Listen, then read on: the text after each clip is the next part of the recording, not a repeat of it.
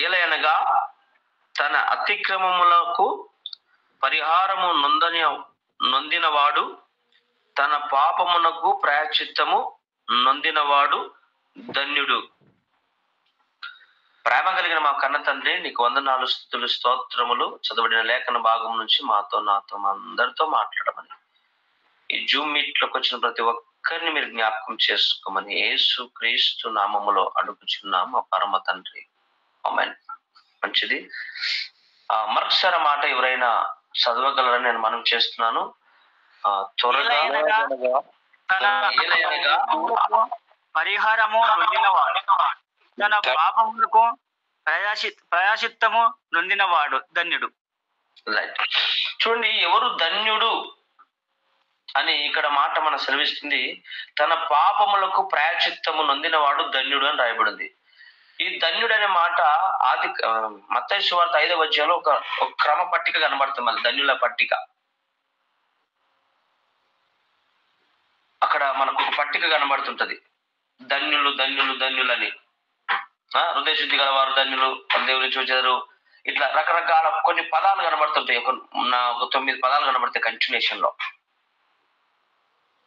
కాబట్టి ప్రాయచిత్తం అంటే తన పాపముల నుండి బయటపడి తన మనసును శుద్ధీకరణ చేసుకున్న వాడడంగా ధన్యుడే అని రాయబడింది.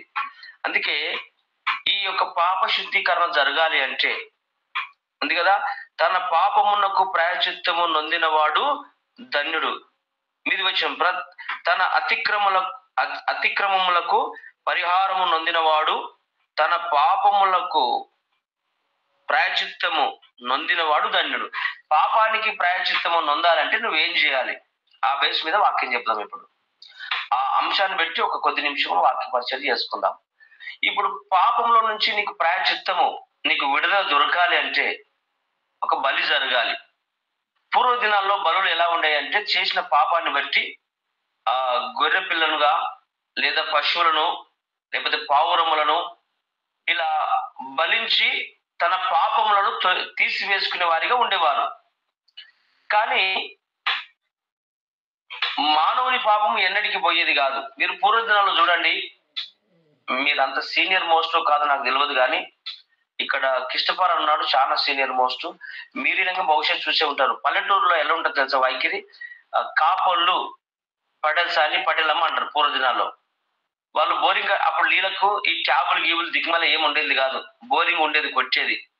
ఆ బోరింగ్ కాడికి మనం నీళ్లు పట్టుకోవడానికి పోయినప్పుడు మనము సర్వ తీసిన తర్వాత ఆ నీళ్లు వాళ్ళు కాలుతో తీసేసి మనం కొట్టిన రాడును మళ్ళీ కడిగి సర్వను 1-2 సార్లు కడిగి అట్లా నీళ్లు చల్లేసి నీళ్లు కొట్టుకునేవారు వాళ్ళు. అంటే మనం ఆ బోరింగ్ కొట్టే రాడు అపవిత్రమైందని వాడు మళ్ళీ దాన్ని రాడును అడిగేవాడాడు. అంటే వాళ్ళు ఎంత దరిద్రం అంటే, మనకి ఏమన్నా పూర్వదినాల్లో కాపల దగ్గరికి అన్నానికి రొట్టెకి పోతే ఇట్లా మీరికెళ్ళి వేసేవారు వాళ్ళు. ఇక రకరకాల వైఖరిలో ఉంది. ఇదొక పాపము. మనిషిని ప్రేమించని దౌర్భాగ్య స్థితి ఇది. కాబట్టి ఈ మానవుడు చేసిన పాపానికి, లేదా పూర్వదినాల్లో ఎలా ఉండేది అంటే మనుషులు జంతువులు కలిసి ఉండేవండి. గుర్తుపెట్టుకోండి. మీరు ఆదాము ఏదైనా వనరు చూడండి, ఆదాము పశువులన్నిటికీ పేర్లు పెట్టింది ఎవరు? ఆదాము గారే. నోహాబు ఓడలో అన్ని జతలుగా ఉన్నాయి. అసలు ఎక్కడ పులికి సింహానికి అసలు భయపడే అవకాశమే లేదు. అక్కడ మనుషులకు, పులులకు, జంతువులకు ఏక మనసు వేరై ఉన్నప్పటికీ అవి కలిసిపోయి ఉన్నాయి మొత్తం. అసలు ఇతన్ని చంపాలి, ఇది కొట్టాలి, ఇది తినాలని ఎక్కడ భేదాలు లేవు అక్కడ. మరి ఎందుకు ఈ ప్రాబ్లం ఏర్పడ్డది అంటే దానికి ఒక మర్మం ఉన్నది. అప్పుడు సింహాలతో ఆడుకునేవాడు ఆదాము గారు, ఆ తోటలో అన్ని కలిసి తిరిగేటి. ఇప్పుడు జింకను చూస్తే పులి ఆగుతలేదు. రకరకాల యుద్ధాలు చేసుకుంటున్నాయి, ఒకరికొకరు తినుకుంటున్నాయి. అంతకుముందు ఇట్లా లేకుండే. మరి ఏం జరిగింది మరి తెలవాలి. కాబట్టి ఈ బేసును బట్టి కొన్ని విషయాలు మీకు నేను వివరిస్తాను. జాగ్రత్త గుర్తుపెట్టుకుంటే, ఇక్కడ తన పాపములకు ప్రాయచిత్తము నొందినవాడు. నువ్వు ప్రాయచిత్తము నొందాలి అంటే మరి ఏం చేయాలి? నువ్వు ధన్యుడుగా నీ పాపం నుంచి బయటికి వస్తేనే నువ్వు ధన్యుడవు. ఆస్తులు, అంతస్తులు, కోట్లు నువ్వు సంపాదిస్తే ధన్యుడవు కావు. మొదటిగా నీ పాపం నుంచి నువ్వు బయటికి వస్తేనే నువ్వు ధన్యుడవు. మరి దాని కొరకు నువ్వేం చేసినావు? ఏమీ చేయాలా? మరి దేవుడు ఏం చేసిండో ఒకసారి చూద్దాం రండి. యోహాను సువార్త 1వ అధ్యాయం 1వ వచనంలో మీకు స్పష్టంగా కనబడుతుంది. అక్కడ మీరు ఆ మాట చూడగలరు. ఈ వాక్యమైన దేవుడు ఏం చేసిండు చదువుతారా? త్వరగా ఒక 2-3 మాటలు సమయాన్ని. వాక్యము దేవుని యొద్ద ఉండెను, వాక్యము దేవుడే ఉండెను, ఆయన ఆది యందు దేవుని యొద్ద ఉండెను, సమస్తమును ఆయన మూలకముగా కలిగెను, కలిగి ఉన్నదేదియో ఆయన లేకుండా కలగలేదు. చాలు. ఇది దేవుని ఇంట్రడక్షన్. వాక్యమైన దేవుడు ఇప్పుడు ఏం చేస్తుండంటే, వాక్యం ఆయన దగ్గర ఉందంటే ఆయనే వాక్యమై ఆయనే. మరి 14వ వచనంలో చదువు ఒకసారి. 14వ వచనంలో ఆ వాక్యము శరీరధారి అయి కృపా సత్య సంపూర్ణుడుగా మన మధ్య నివసించెను. చాలు. చూడండి, ఆ వాక్యమైన దేవుడంట కృపా సత్య. కృప అనగా నీవు పొందుకోలేనిది పొందుకునే అర్హతను కల్పించేది కృప. నీ పాపానికి మరణము ఫిక్స్ అయిపోయింది. పాపం వల్ల వచ్చు జీతము మరణము. ఆ మరణానికి నువ్వు ఫిక్స్ అయిపోయిన పాపం చేసి, కానీ కృపలో ఆ మరణాన్ని కొట్టివేసి నీకు జీవాన్ని ఇవ్వడానికి దేవుడు వచ్చాడు. ఇప్పుడు ఆ వాక్యమే శరీరధారి అయి కృపా సత్య సంపన్నుడుగా మన మధ్యలో నివసించను, లేకపోతే సంచరించను, మన మధ్యలోకి వచ్చాను. అంటే ఇప్పుడు నా ప్రతి పాపముల కొరకు ఆ యొక్క కృపగల దేవుడు శరీరధారిగా మన మధ్యలోకి వచ్చినాడు. ఎందుకు? నా పాపాలన్నీ తీసివేసి నిన్ను నన్ను ధన్యుడిగా మార్చుటకు. గొర్రెల రక్తం వల్ల, పశువుల రక్తం వల్ల, మేకల రక్తం వల్ల, పౌరుల రక్తం వల్ల ఏమి ఒరిగేది ఏమీ లేదు. అక్కడ ఆ పాపమే పోదు. అది మన మూఢనమ్మకం, మన అల్ప విశ్వాసం. అది ఆదిమ కాలంలో ఆది కాండం మొదలుకొని చూస్తే అవే బలులు ఉండే. కానీ ఒకే ఒక బలి జరిగింది నూతన నిబంధనలో. అదే పరిశుద్ధాత్మ బలి, గొర్రెపిల్ల బలి. ఇదిగో లోక పాపములు మోసుకొని పోవు దేవుని గొర్రెపిల్ల. ఇగో లోక పాపములు మోసుకొని పోవు దేవుని గొర్రెపిల్ల. అంటే నా పాపముల నుండి మనం ప్రాయశ్చిత్తం పొందాలి అంటే, ధన్యుడుగా నేను పిలువబడాలి అంటే ఒక బలి జరగాలి. ఆ బలి ఏంటంటే దేవుని గొర్రెపిల్ల బలి జరగాలి. ఆ బలి జరిగితేనే నీకు నాకు పాపక్షమాపణ. కాబట్టి ఇక్కడ మత్తయి సువార్త 1వ అధ్యాయం 21వ వచనం ఒకసారి చూస్తారా? మత్తయి సువార్త త్వరగా నాకు మీరు సహకరించండి. నేను చదువుకుంటాను, కానీ వాక్యం చదివితే కొంచెం బాగుంటుందేమని మీకు అవకాశం ఇస్తున్నాను. మత్తయి 1:21. మీరు జాగ్రత్తగా రిఫరెన్స్ రాసుకుంటారు. కుమారుని కనును తన ప్రజలను వారి పాపముల నుండి ఆయనే రక్షించును గనుక ఆయనకు యేసు అను పేరు పెట్టుదువనెను. స్తోత్రం, హల్లెలూయా. చూడండి, ప్రతి పాపం నుండి విడిపించడానికి ఒక రక్షకుడు రావాలి. అందుకే ఇక్కడ రాయబడిన మాట, ఆమె ఒక కుమారుని కనును తన ప్రజలను వారి పాపము నుండి ఆయనే రక్షించును అని రాయబడింది. రక్షించే దేవుడు వేరు, కాపాడే దేవుడు వేరు అనడానికి వీల్లేదు. కాపాడేది ఆయనే, రక్షించేది ఆయనే, విమోచించేది ఆయనే, నేను పరలోకం నడిపించేది ఆయనే. ఈ భూలోకంలో నిన్ను కొంతమంది రక్షిస్తారు, కాపాడుతారు. కొన్ని సందర్భాల్లో కొన్ని అడుగులు జరిగినప్పుడు నేనే కాపాడినా, నువ్వు ఏదో మర్డర్ కేసు ఎక్కిపోయినప్పుడు నిన్ను తప్పించడానికి నేను కాపాడినా, లేకపోతే నేను హెల్ప్ చేసినా, లేకపోతే నేను డబ్బు కట్టినా, నీ కొన్ని విషయాలు నేను ఆదుకున్నా అని లోక సంబంధమైన మాటలు మనం మాట్లాడతాము. కావచ్చేమో, నేను కాదనట్లా. కానీ నీ పాపము నుండి నిన్ను రక్షించుటకు, నేను విమోచించుటకు ఒక నరబలి జరిగింది, ఆ పరిశుద్ధాత్మ బలి జరిగింది, గొర్రెపిల్ల బలి జరిగింది. ఆయన ఎందుకు వచ్చినంట? కృపా సత్య సంపన్నుడుగా ఎందుకు వచ్చాడంటే మనందరినీ పాపముల నుండి ఆయనే రక్షించుటకు. నేను కూడా రాయబడలే బైబిల్. అక్కడ మీ పాపం నుండి నేను కూడా రక్షిస్తాను అని రాయబడలా. ఆయనే అంటే ఒక్కడే అర్థం, ఆయన తప్ప ఇంకెవడు రక్షించండి. నేను కూడా అంటే అందరు ఉన్నారు రాబోయ్, నాకినంగా అవకాశం అని నేను చేయగలను అని అర్థం. అది అందుకే ఆయన అన్నాడు, వారి పాపము నుండి ఆయనే రక్షించును అని రాయబడింది. అందుకే ఆయనకి యేసు అనే పేరుకి అర్థం ఏంది? యేసు అనే పేరు అర్థం ఉంటది కదా అక్కడ, రక్షకుడు. అంటే రక్షకుడు రమ్మనుచున్నాడు, రండయ్యా రండి, రండి పోదాము, రండమ్మ రండి, రండి పోదాము, పాడైన జీవితాలు పదిలపరుచుకుందాము, పరమాత్ముని సన్నిధిలో ప్రార్థనలు చేద్దాము. దుర్దినములు రాకముందే, ధరిని విడిచిపోకముందే రక్షకుడు రమ్మనుచున్నాడు. రండయ్యా రండి, రండి పోదాము. స్తోత్రం. చూడండి, జాగ్రత్త గుర్తుపెట్టుకోండి. రక్షణ నీకు కలగాలి అంటే, పాప క్షమాపణ నీకు దొరకాలి అంటే, నీ కొరకు ఒక రక్షకుడు రావాలి. ఆయన వారి పాపం నుండి ఆయనే రక్షించును. ఇంకెవడు రక్షించడు. నీ తండ్రి రక్షించడు, నీ భార్య రక్షించదు, ప్రపంచంలో ఏ ఒక్క అధికారి రక్షించడు. అన్నిట్లో రక్షించవచ్చేమో, కానీ పాపం నుండి రక్షించే వారు లేనేలేరండి. ఆయనే పరిశుద్ధాత్మ దేవుడు. ఇంకెవరు రక్షించరు. నీకు వేరే విషయంలో రక్షించవచ్చు, కాపాడవచ్చు, డబ్బు ఇవ్వచ్చు, నీకు సహకరించవచ్చు. అది పొలిటికల్ కానీ, నీ స్నేహితులు కానీ, నీ బంధువులు కానీ ఎవరైనా చేయొచ్చేమో, కానీ పాపము నుండి విడిపించే యోధుడు, విడిపించే నాదుడు ఎవరైనా ఉన్నారంటే ఈరోజు నువ్వు నేను ప్రకటిస్తున్న నజరుడైన యేసు క్రీస్తు ఒక్కరే. ఆయన ఒక్కడే రక్షించగలడు. ఆయన శరీరధారి కృపా సత్య సంపన్నుగా మన మధ్య సంచరిస్తున్న ఏకైక దేవుడు. ఆ దేవుని మనం ప్రకటిస్తున్నాం, ఆ దేవుని మనం విశ్వసిస్తున్నాం. నీకు నాకు విమోచన దొరకాలి అంటే ఆ రక్షణ వైపు నువ్వు ఈ రాత్రి, ఈ ఉదయకాల సమయంలో నీవైన హృదయాన్ని తిప్పుకోగలవు. స్తోత్రం చెప్పగలరా? హల్లెలూయా. ఇంకొక మాట, రోమగ్రంథం 5వ అధ్యాయం 8-9 వచనాలు ఒకసారి చూద్దాం. త్వరగా చూడండి. మరి ఎప్పుడు వచ్చాడు, ఎప్పుడు రక్షించాడు, అసలు ఏ సందర్భంలో మనను పైకి లేపాడు అని మనం ఆలోచన చేస్తే సంఘం అక్కడ ఒక మాట ఉంటుంది చూడండి. రోమా 5. త్వరగా మీరు సహకరించండి. ఎవరు త్వరగా తెలిస్తే వాళ్ళు, నేనేగా తెలుస్తున్నాను కానీ.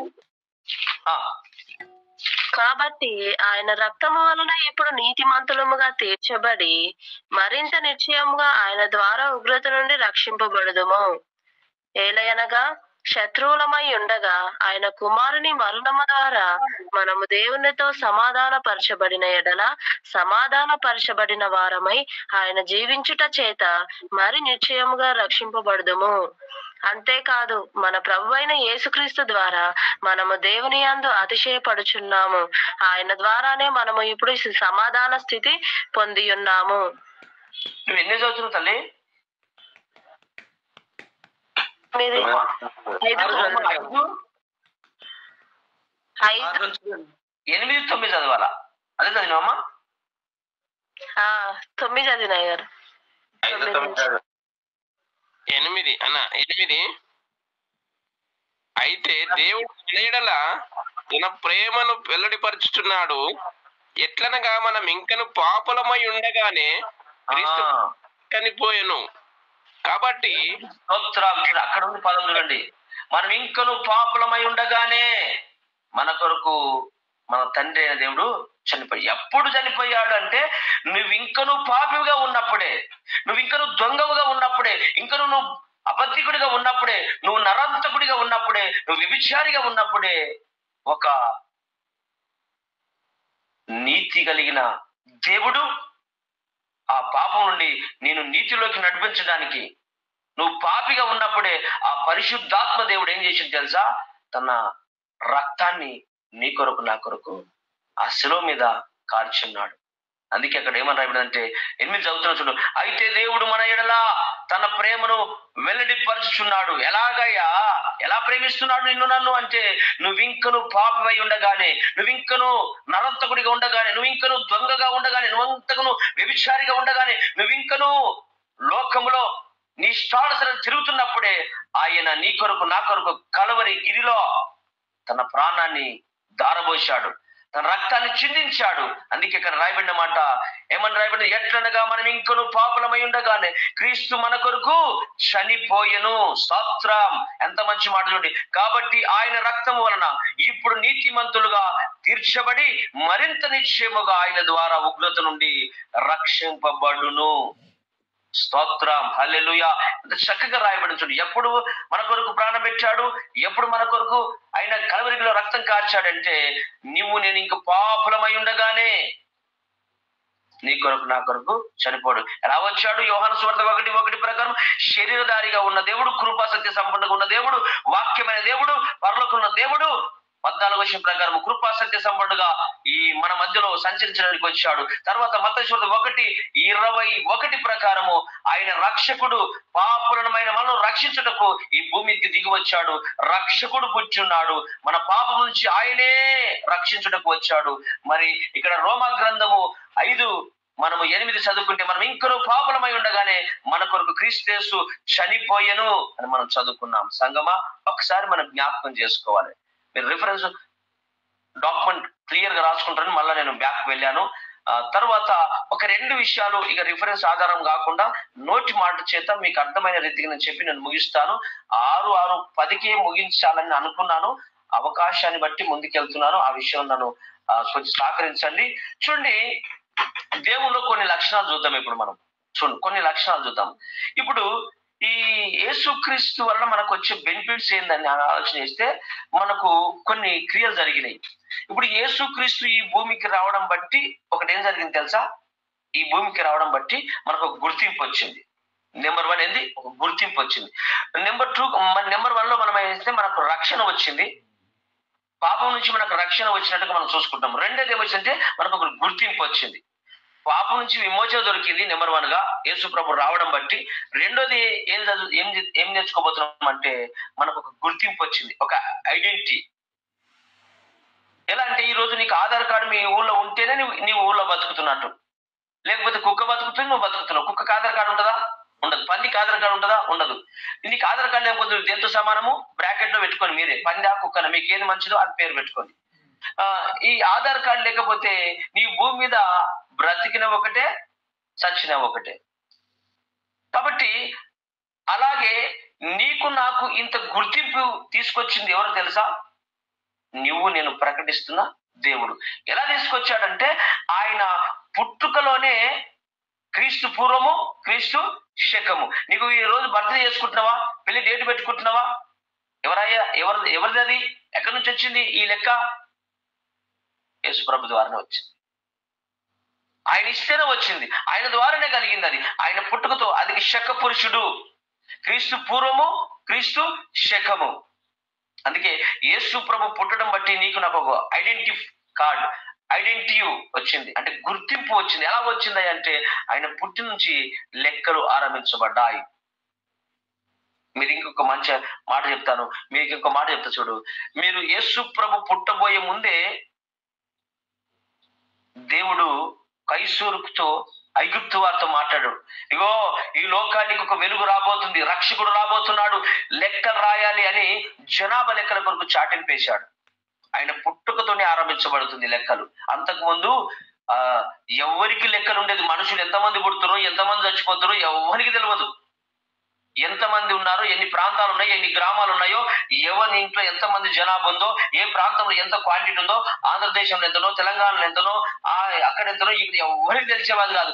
మొట్టమొదటిగా ప్రపంచ యావత్తుగా జనాభా లెక్కలు దేవుడు ప్రేరేపణ చేత యేసు ప్రభు భూమి మీదకి వస్తుందని మొట్టమొదటిగా రాయించినాడు. దేవునికి అంత మహిమ ఉందండి. అందుకే ఆ యేసు ప్రభు పుట్టిన బట్టి అక్కడి నుంచి లెక్కలు ఆరంభించబడ్డాయి. నీకు నాకు గుర్తింపు వచ్చింది. ఈ రోజు నీకు డేట్ ఆఫ్ బర్త్ వచ్చిందంటే, పెళ్లి రోజు పెట్టుకుంటున్నావంటే, నువ్వు ఏదైనా పెట్టుకుంటున్నావంటే దేవుని మహా కృపను బట్టి పెట్టుకుంటున్నావు. ఆ విషయం మనము గుర్తుపెట్టుకోవాలి. రెండోది ఏమొచ్చింది మనకు? యేసు ప్రభు రావడం బట్టి గుర్తింపు వచ్చింది, ఐడెంటిటీ ప్రూఫ్. ఆనాడు ఏం జరిగిందంటే జంతువులు, పశువులు ఒకే తిరిగి ఉన్నాయి. మీకు తెలుసా? చెప్పిన కదా, జంతువులు పశువులు కొట్లాడుకునే వాళ్ళు, మనుషులు జంతువులు ఎలుగుబంటిలు అన్ని ఏకరాతిగా ఒకే పడవల, నోహాబు చేసే పడవలు అలాగే ఉన్నాయి. అన్ని కొట్టుకోలేవు, చంపుకోలేవు. ఇప్పుడు జంతువులనే కొట్టుకుంటలేవు, కానీ మనుషులు చూడండి ఒకరికోటి చూస్తే ఉగ్రరూపుడు అయిపోతుండు. మనిషిని చూస్తే నచ్చుకుంటలేరు. నిప్పులు అవుతుంది, పెట్రోల్ పోసుకొని తగలబెట్టుకుంటే అనిపిస్తుంది ఒక్కొక్కరు చూస్తుంటే. శత్రువునైనా ప్రేమించేవాడు నిజమైన ఆత్మ కలిగిన వాడు, పరిశుద్ధాత్మ కలిగిన వాడు. మీరు చూడండి, మీరు మాటల్లో కొంచెం గట్టితనం ఉండొచ్చు, మాటల్లో కొంచెం నీకు రఫ్ గా మాట్లాడొచ్చు, కానీ హృదయంలో మాత్రం ప్రేమ మాత్రం సున్నితంగానే ఉండాలి. స్తోత్రం చెప్పగలరా? కొందరు చూస్తుంటే తల్లి అస్సలు నచ్చదు నాకు. నీకేం పాపం చేసింది? నీ ఎక్కడ భూమి రాసుకుందా ఏమన్నా? నీ మొగన్ని ఏమన్నా సొంతం చేసుకుందా? లేకపోతే నీ అద్దె ఎక్కడ భూమి రాసుకుందా? నీ ఇంట్లో నుంచి పుస్తకాలు ఎత్తుకపోయింది ఏమన్నా?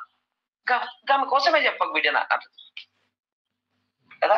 ఈ అమ్మలక్కల అరుగుల మీద కూర్చొని ఇదే సోది వీళ్ళది, ఇదే సోది. ఆమె చీర చూసినావు, ఆమె చీర కోసం నీకెందుకు తల్లి? ఆమె పుస్తక ఆమె కష్టపడి తెచ్చుకుందో, ఒకరిని ఎట్లా తెచ్చుకుందో, అగో అవి 3 తులాలు గుండ్లు మోసినాయిగా అంటారు. ఎందుకు నీకు తల్లి, నీకెందుకు అదంతా?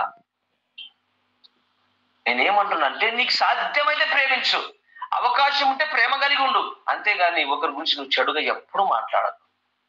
సాధ్యమైనంత వరకు నిన్ను వాళ్ళని పొరుగు అని నువ్వు నిన్ను ఎంతగా ప్రేమించుకుంటావు. అద్దం కాడ చూసుకొని ఎంత మేకప్ వేసుకుంటావు, గంట సేపు మేకప్ వేసుకుంటారు కొందరు తల్లులు. అయితే పురుషులు ఏమి వేసుకోరు, కానీ మనకు మేకప్ చింత ఉంటుందా, వాళ్ళకి ఏముంటుందా బ్రదర్? ఎక్కువ శాతం అయితే వారికే ఉంటది. అయినా దేవుడు వారికే మంచి అందం ఇచ్చిన, కానీ వారి చుట్టే మేకప్ డబ్బాలు కనబడుతుంటాయి. మళ్ళీ అంత అందం వాళ్ళకి ఇదేం రోగమేమో కదా అమ్మలారా కదా. దేవుడు మీకు మంచి అందం ఇచ్చిండు, అయినా రంగు డబ్బాలు మీ చుట్టే కదా. తలనెత్తి వరకు స్టార్ట్ చేస్తే మేకప్ కిట్ అరికాల వరకు, అరికాలను ఏళ్ళ మెట్టెలు పెడతారు మీరు. అక్కడ నుంచి స్టార్ట్ అయితే నెత్తి వరకు శివుల దాకా రింగులు, నెత్తికి రంగులు. నేను పెడితే ఒక వాచ్, పెడితే ఒక ఉంగరం, అంటే కొందరు ఇక లేదంటే అంతకు మించి ఏమీ లేదు. ఇంత నడివే వస్తున్నా ఆగరాదయ్యా, నీకు తొందర కాదు, వెంకటాల మొత్తం మీ మీద చూస్తున్నట్ట కదా, అట్లా ఫీల్ అవుతా ఉంటారు. నేను అంటున్నాను ఏంటంటే, నీవు ముందుగా ఆత్మ విషయంలో రక్షణ కలిగి ఉండు, ఆత్మ శూన్యతంగా ఉంచుకో. నీవు వస్తున్నావు అంటే నీ అందాన్ని బట్టి నేను చూడడానికి ఇష్టపడదు, నీ మనసును బట్టి నేను చూడడానికి ఇష్టపడదు. స్తోత్రం చెప్పగలరా? ఎక్కడైనా నువ్వు పోయినప్పుడు నీ ప్రవర్తన బట్టి, నీ ప్రేమను బట్టి, నీ మంచితనం బట్టి నీతో సావాసం చేయాలా. నీ అందాన్ని బట్టి, నీ అలంకరణ బట్టి, నీ సోపటాపులను బట్టి నీతో ఎవరు నీ వైపు చూడొద్దు, నీ హృదయాన్ని వైపు చూడాలా. అందంగా ఉంది అమ్మ, అందంగా ఉంది అన్నగాడు అని అలా చూడడానికి వీలేదు. నీ మనసును బట్టి నీ వైపు చూడాలా, నీ ప్రేమను బట్టి నీ వైపు చూడాలా, నీ మాటను బట్టి నీ వైపు చూడాలా, నీ మంచి లక్షణాలను బట్టి నీ వైపు చూడాలా. అందును బట్టి నీతో సావాసం చేయాలి వాళ్ళు. నీ అందాన్ని బట్టో, నీకున్న బ్యాంకు బ్యాలెన్స్ బట్టో, నీకున్న ప్రాపర్టీని బట్టో, నువ్వేదో ఆదుకుంటావనో, నువ్వేదో చేస్తావనో నీ వైపు తిరగొద్దండి. నువ్వు ప్రేమ కలిగిన వాడివని, నువ్వు ప్రేమ స్వరూపుడివని, నువ్వు అందరినీ ఒకే రీతిగా ప్రేమిస్తావని, నీతో మంచి మనసు ఉందని, నీతో క్రీస్తు ఆత్మ ఉందని నీ సావాసం చేస్తే నేను దీవించబడతానే నీ వైపు తిరగాలి. అట్టి వారిని నువ్వు సంపాదించుకుంటావని మనసారా కోరుకుంటున్నాను. కాబట్టి చూడండి, ఈరోజు మనకు గుర్తింపు ఎలా వచ్చిందంటే, ఆ యేసు రావడం బట్టి. ఏదేను వనంలో ఆయన చూసుకోండి, నోహాబు ఓడలను చూసుకోండి, జంతువులు పశువులు ఒకే తీరున్నాయి. ఆదాము గారు ఏనుగు, ఎలుగుబంటి, సింహం అని పేర్లు పెట్టి వాటితో సంచరించాడు. ఎందుకు డిఫరెంట్ అంటే, యేసు రావడం బట్టి జంతువులని డిఫరెంట్ అయిపోయినాయి. ఎందుకంటే అవి ఒకే స్వభావంతో ఉన్నాయి. దేవుడు వచ్చి, నువ్వు మనిషివురా నాయన, నువ్వు నా పోలికలు ఉన్నావు, నువ్వు ఆశామాష వ్యక్తివి కదా, నీకు ఐడెంటిటీ ప్రూఫ్ మనకి ఇచ్చాడు. ఆయన రావడం బట్టే జరిగింది. అవి బలులు నాయన, మీరు తినడానికి ఇచ్చిన వాటిని, మీరు ఒక్కరే నా పోలిక, నువ్వు ఒక్కడివే నా పోలిక, నీకు ప్రత్యేకత ఉంది నాయన అని చెప్పి ఐడెంటిటీ ప్రూఫ్ మనకు అనుగ్రహించున్నాడు. ఆ మాట గుర్తుపెట్టుకోండి. ఇంకో 3వ మాట చెప్పి నేను ప్రారంభం చేస్తాను. చూడండి, 3వ మాట ఇగో యేసు రావడం బట్టి మనకేం జరిగింది తెలుసా? మనిషి జీవితానికి విలువ వచ్చింది. అంతకుముందు మనిషిని ఎవడు లెక్క చేసేవాడు కాదు, ఎవడు లెక్క చేయలేడు మనిషి. ఇప్పటికీ లెక్కలేదు పల్లెటూరులో. మీరు చూడండి, మనం అందరము మాలమాది వల్లమే. మాలమాది అంటే ఎవడికి గిట్టదండి. అందుకే యేసు ప్రభు అనంత జ్ఞాని కాబట్టి, ఒకవేళ యేసు ప్రభు కోటీశ్వరునిలో పుడితే, ఆ రెడ్డిలో పుడితే మన ఎవడ మొక్కనిస్తుండ. అందుకే నీ కొరకు నా కొరకు పశువుల ఆయన యూద గోత్రం పుట్టిన వాడు, ఆయన యూద శాస్త్రుడు అయినప్పటికీ అని పశువుల పాకలు పుట్టింది. కాబట్టి ఈరోజు అందుకే యేసుప్రభును మాదివుల దేవుడు, మానవ దేవుడు అంటారు తెలుసా. ఈ తక్కువ దేవుడు ఆ యేసుప్రభు అంటారు ఈ దొంగలంతా. అందుకే ఒకవేళ ఈ యేసయ్యనే ఒక పెద్ద బంగ్లాలో, ఒక ధనికుని ఇంటిలో, ఒక అంబానీ గారి అప్పట్లో పెద్ద పెద్ద రాజులు ఉన్నారు కదా, చరిత్రకారులు ఉన్నారు కదా, ఈ యొక్క వారి ఇంట్లో కనుక ఏ రోజు రాజు నుంచి ఇంట్లో పడితే మనం యేసుప్రభు మొక్కడానికి కనుక మనం యోగ్యం కామేమో. అరే యేసు ఎవరు అనుకున్నావురా, గాడిది కొడుక అంటుంది. ఇక మనకు ఏ సాయలేడు, ఈ సాయలేడు, ఉన్నది ఒకటే, తినాలి, తాగాలి, సావాలి. కానీ యేసు ప్రభు అందుకే ఆయన ఇలాంటి వారుగా ఒకవేళ చూడండి, ఇప్పుడు అలా ఇప్పుడు అందుకే చూడండి, అంబేద్కర్ కి ఈ రెడ్డి కొడుకులు మనస్ఫూర్తిగా దండేయరు. వేస్తారు ఎవడన్నా? ఒక కొడుకేయాడు, ఏదో బలవంతంగా సర్పంచ్ సాబ్ దాపడాలంటే వాడు ఏదో బాధ పెట్టుకుని, వాడికి నేను ఇప్పుడు ఎట్లా అంత బాధ వస్తుంటే ముఖం మాత్రం నవ్వుతాడు, కానీ బలవంతంగా వస్తాడు వాడు దండేయనికి. మీరు గమనించండి వాళ్ళు. కానీ కొందరు ఉంటారు, 99% కాదు కానీ 1% ఉంటారండి, కొంచెం యథార్థంగా ఉన్న వారు ఉంటారు, ప్రేమ కలిగిన వారు ఉంటారు. కానీ 99% దొంగలే ఉంటారు కొడుకు. అంబేద్కర్ దండేయడానికి కొడుకులు ఎంత మాత్రం ఇష్టపడరు. కానీ అదే నువ్వు ఛత్రపతికో ఇంకో దానికి వేయడానికి జాతర టపకాయలు కాల్చి వాళ్ళ ఊపు ఆట చూడాలి నువ్వు. అంతెందుకు మన మన పల్లెటూరులో ఈ జయంతులు వస్తే ఈ శివాజీకి చేసినట్టు చేస్తారు, అంబేద్కర్ చేసినప్పుడు ఒకరైనా వచ్చిన పడతాడా? ఒకరైనా వచ్చిన పడతాడా? ఎందుకంటే కొడుకులకు ఎంత మాత్రం ఇష్టం ఉండదండి. అందుకంట యేసు ప్రభు ఇలాంటి దరిద్రం ఉంటది మనసులో అని చెప్పి, ఒకవేళ కోటీశ్వరుంట్లో కనుక పుట్టినుంటే, ఒక ధనికుడింట్లో యేసు ప్రభు పుట్టినుంటే ఈ రోజు మనకు కనీసం చర్చిలో కానీ అడుగుపెట్టినిస్తుండే. ఇప్పుడు ఎందుకు హనుమాన్ల గుళ్ళు కానీ గుళ్ళు మనకు విలువనిస్తారా అండి? మనకు రాణిస్తారు ఎక్కువ మంచి మంచి గుళ్ళలో అస్సలు ఎక్కలేరు మనం. కానీ చర్చిలో గనుక యేసుప్రభు వాళ్ళ ఇంట్లో పుట్టింటే ఈ రోజు చర్చి ఆవరణం కాదు, చర్చి అవుతూనే ఉండాలి, రంగులు వేసి పక్కకు జరగాలి, తెలుసా? అందుకే దేవుడు అందరిని సమానంగా ప్రేమించే కొరకే మీ కొరకు నా కొరకు నేల మట్టుకు తగ్గించుకొని సమానత్వం చేయడానికే ఆయన ఒక పాకలో దిక్కులేని వాడిగా, ప్రపంచమంతా ఆయనది, ఈ భూమి ఆయన లేకుండా ఏది కలగలేదు, సమస్తం ఆయనది. కానీ ఆయన ఏమి లేని అనాథగా పుట్టాడండి. నిన్ను నన్ను ధనవంతం చేయడానికి, నిన్ను నన్ను కోటీశ్వరుడు చేయడానికి, నిన్ను నన్ను ఒక శిఖరాన్ని ఎక్కించడానికి ఆయన రిక్తుడిగా ఏమి లేని వాడిగా పుట్టాడు. అది నీకు ఒక గుర్తింపు. ఆ మాట మీరు గుర్తుపెట్టుకోండి. అందుకే లూకా సువార్త 2వ అధ్యాయం 1వ వచనం ఒకసారి చదవగలరా? ఒక్కసారి చదవగలరా నాన్న త్వరగా? లూకా సువార్త 2వ అధ్యాయం.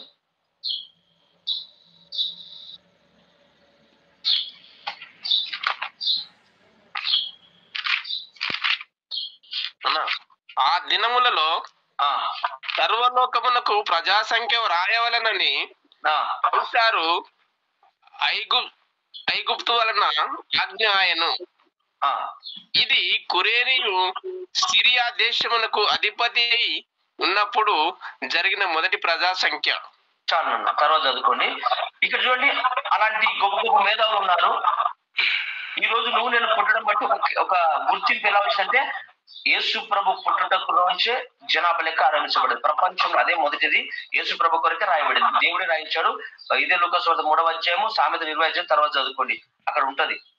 అది సమయం లేదు కాబట్టి అందాక నేను పోవట్లేదు, గుర్తింపు కొరకు. తర్వాత నీకు నా కొరకు ఆయన యోహాను సువార్త 1వ అధ్యాయం 29 ఒకసారి చదవగలరా? త్వరగా నేను ముగిస్తాను, చూడన్నాను. అయిపోయింది, 10 అయిపోయింది. త్వరగా యోహాను సువార్త 1:29 వెళ్ళారా? త్వరగా యేసు తన ఎదుగు రాగా చూచి, ఇదిగో లోక పాపమును మోసుకొని పోవు దేవుని గొర్రెపిల్ల నా వెనుక ఒక చాలు మనుషుడు. లోక పాపం మోసుకొని దేవుని గొర్రె పిల్లగా నేను చెప్తున్నాను. చూడండి, ఐగుప్తు వారు ఉన్నారు, ఏ రోజులు ఉన్నారు, పరోలు ఉన్నారు, పెద్ద పెద్ద మేధావులు ఉన్నప్పుడు ఆ ఇంట్లో పుడితే యేసు ప్రభు చూడడానికి కాదు, ఆయన బలి మన కోసం చచ్చిపోయినంటే ఎవడైనా నమ్ముతాడా? అరే మా కొరకు చచ్చిపోయింది సార్, మీరు దొంగలరా, మీరంతా మీరు బాధిస్తారా?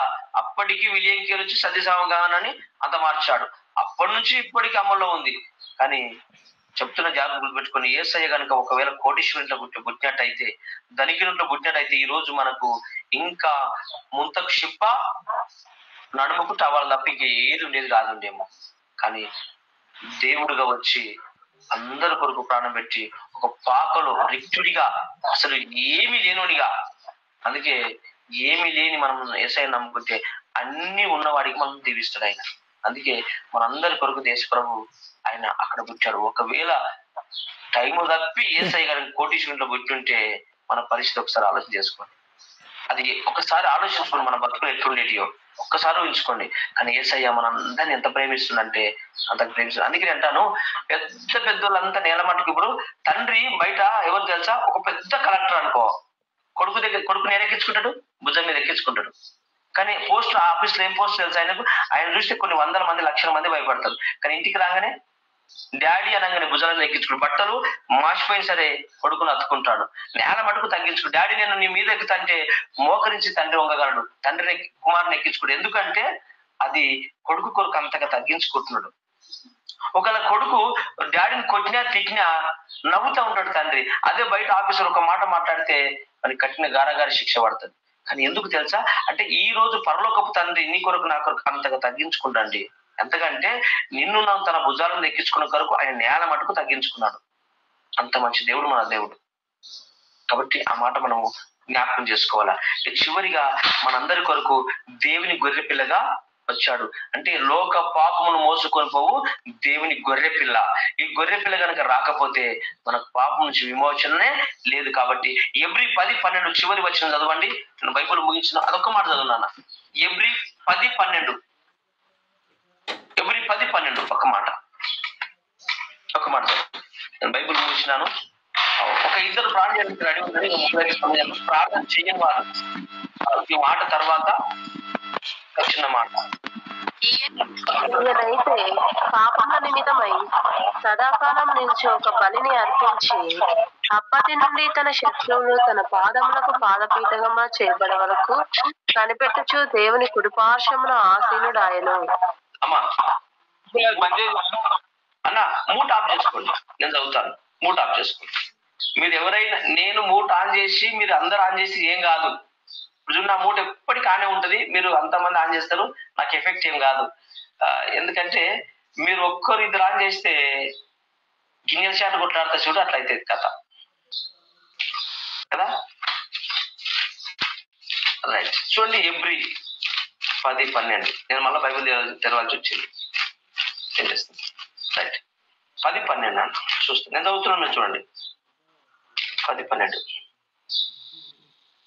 ఈయనైతే పాపముల నిమిత్తమై సదాకాలము నిలుచు ఒక్క బలిని అర్పించి అప్పటి నుండి తన శత్రువులు తన పాదములకు పాదపీఠముగా చేయబడు వరకు కనిపెట్టుచు దేవుని కుడి పార్శ్వమున ఆసీనుడాయెను. ఒక్క అర్పణ చేత ఈయన పరిశుద్ధ పరచబడు వారిని సదాకాలము సంపూర్ణంగా చేయుచున్నాడు. కింద 10 చూడండి. వారి పాపములు వారి అక్రములు ఇంకను ఎన్నటికి జ్ఞాపకం చేసుకొను అని ప్రభు చెప్పుచున్నాడు. సంఘం ఒక్కసారి మీరు జ్ఞాపకం చేసుకోండి. ఇక్కడ మీరు మరలా 9వ అధ్యాయం ఒకసారి చూడండి. అంతకుముందు బలు ఎట్లా ఉండే చూడండి. సంవత్సరానికి ఒక బలి. సంవత్సరం చూడండి 9వ వచనం నేను వివరిస్తాను.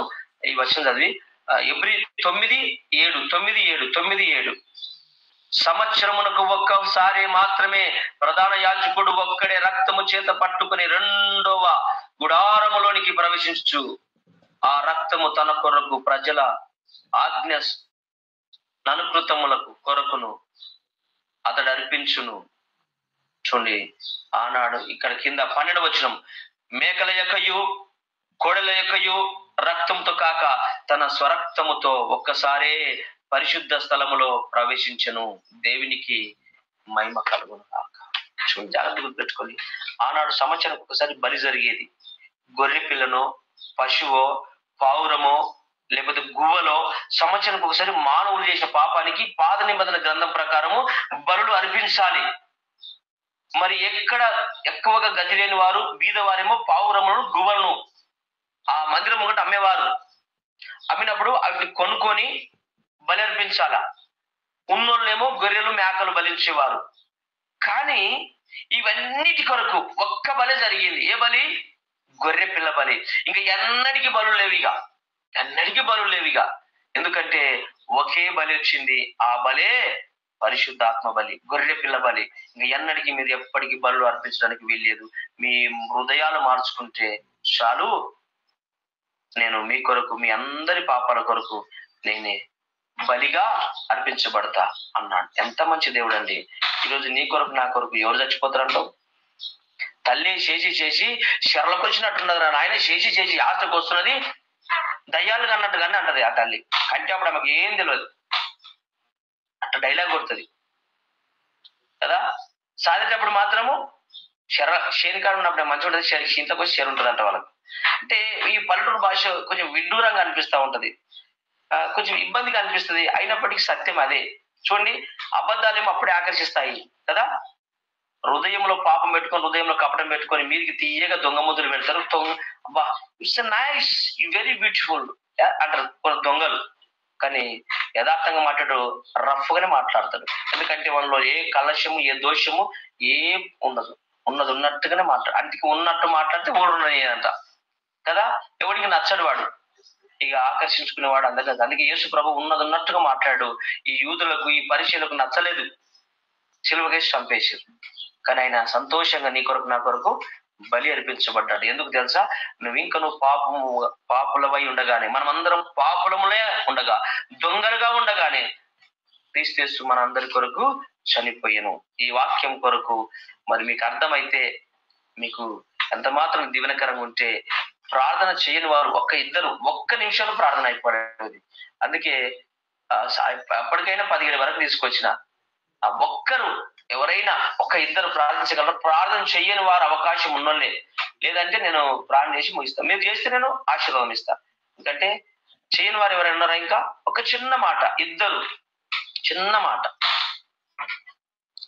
చేయగలరా? చెయ్యని వారు చెయ్యని ఎడలా నేను చేస్తాను, మీరందరూ కళ్ళు మూసుకోండి. రైట్.